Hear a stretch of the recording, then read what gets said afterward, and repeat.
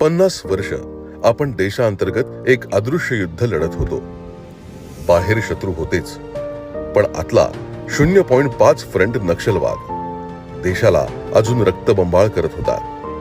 यामध्ये जवान, शिक्षक, आदिवासी, शेतकरी अशा 16,000 पेक्षा जास्त निरपराध भारतीयांचा बळी गेला.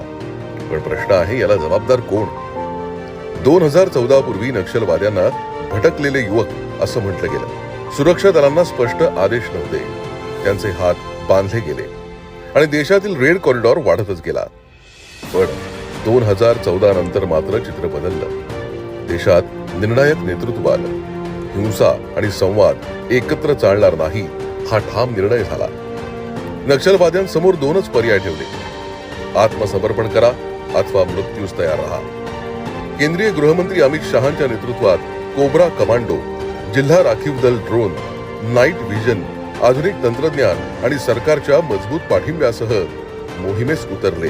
ध्येय होतं एकच: नक्षलमुक्त भारत. परिणामतः जंगलांनी, स्थानिक आदिवासी शेतकऱ्यांनी, विद्यार्थ्यांनी, महिलांनी मोकळा श्वास घेतला. जिथे भीती होती तिथे आता विश्वास आहे. जिथे अराजकता होती तिथे विकास होतोय. 50 वर्षात जे शक्य नव्हतं ते भाजपनं 12 वर्षात करून दाखवलं. काँग्रेसच्या कृपेनं सुरू झालेला नक्षलवाद संपला. भारत नक्षलमुक्त झाला.